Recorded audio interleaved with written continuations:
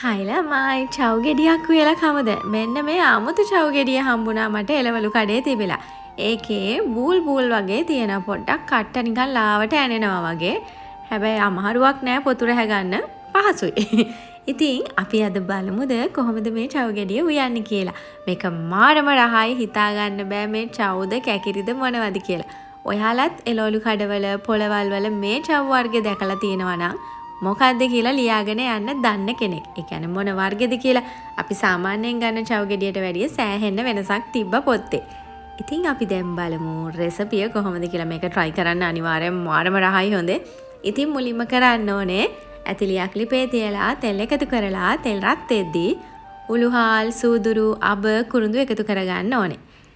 ඒ ටික ටෙම්පරාදු වෙද්දී ඒකට අපි එකතු කරගන්න ඕනේ මොනවද මේ දැන් අපිට අවශ්‍ය දේවල් තියෙන්නේ ලෝණු සුදු ලෝණු රම්ප කරපිංචා අමු මිරිස් සියඹලා චව්.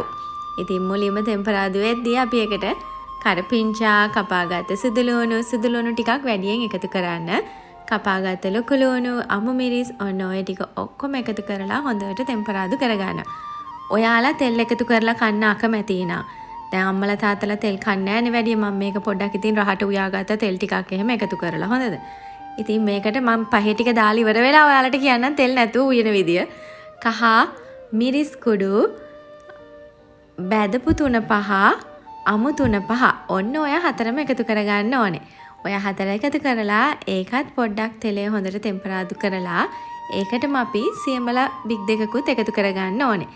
සියඹලත් එකතු කරලා හොඳට මේ විදිහට තෙලේ ටෙම්පරාදු කරගෙන ඒකට අපි කපාගත්ත චව් ටික එකතු කරලා හොඳට කලවම් කරගන්න ඕනේ.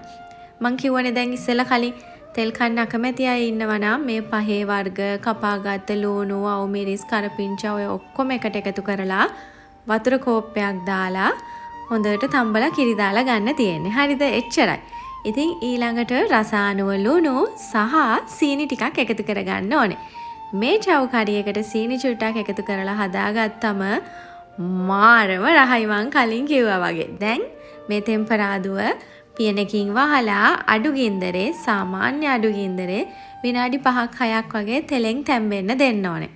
ඊට පස්සේ අපි මේකට එකතු කරගන්නවා වතුර කෝප්ප එකක්. මං මුලින් කිව්වා වගේ තෙල් දාන්න කැමති අය වතුරෙන් විතරක් උයා ගන්න. මං දැන් දෙපාරක්ම කිව්වා හොඳේ. ඊළඟට මේ විදියට හොඳට චව් ටික කලවම් කරලා පියනකින් වහලා හොද්ද උතුරව ගන්න තමයි තියෙන. මේක ඇත්තෙන්ම රහයි. හිතන්න බෑ මේ චව් කියලා. මං සාමාන්‍යයෙන් එළවලු කනවා අඩු කෙනෙක්. මමත් කෑවා මේක මාරම රහයි. ඒ කියන්නේ මම මේ විදිහට තමයි චව් උයන්නේ. මේ විදිහටත් උයනවා. කොස්සට දාලා සුදටත් උයනවා. ඒ රෙසිපි එකක් දවසක අරගෙන එන්න. දැන් මේ විදිහට වතුර උනලා වතුර වලින් හොඳට චව් ටික තැම්බිලා එහෙම තියෙන්නේ. දැන් වතුර මේ ගානට හින්දව ගන්න ඕනේ පියන ඇරලා. ඊට පස්සේ ඔයාලා මේකට මිටිකිරි කෝප්ප එකක් එකතු කරන්න. මිටිකිරි අකමැති නම් ඒ කියන්නේ මිටිකිරි විතරක්ම එකතු කරගන්න අකමැති නම් දියකිරි මිටිකිරි එකතු කරගන්න පුළුවන්. මම මිටිකිරි විතරක් එකතු කරගත්තේ මොකද මං වතුරෙන්නේ තැම්බුවේ. එතකොට හොදි ප්‍රමාණය වතුරෙන් උනපු හොදි ප්‍රමාණයක් තියෙනවා. ඒ නිසා ඒකටම මිටිකිරි කෝප්පයක් එකතු කරගත්තා. දැන් වෙන මොනවත් කරන්න නෑ. මේක සාමාන්‍ය ගින්දරේ උතුරව කලවම් කර කර තෙල් පෑදෙනකන් හදාගන්න තමා තියෙන්නේ. මේ චව් කරිය මරු දවසක අනිවාර්යෙන් try කරලා බලන්න. ඒ කියන්නේ ඔයාලා පන්සලට දානයක් දෙනකොට හාමුදුරුවරුන්ට එහෙම නැත්නම් අපේ අම්මලා තාත්තලාට ඒ විතරක් නෙමෙයි ඔයාලට උනත් උයලා කන්න පුළුවන්. චව් කියන්නේ ගුණ කෑමක්නේ. පේනව නේද ලස්සන පාටට තියෙනවා. මරු දැන් මං කීප පාරක්ම කිව්වානේ මරු කියලා. ඇත්තෙන්ම රහයි. ඒකයි කියන්නේ දවසක අනිවාර්යෙන් මේ කරිය එක උයලා බලන්න.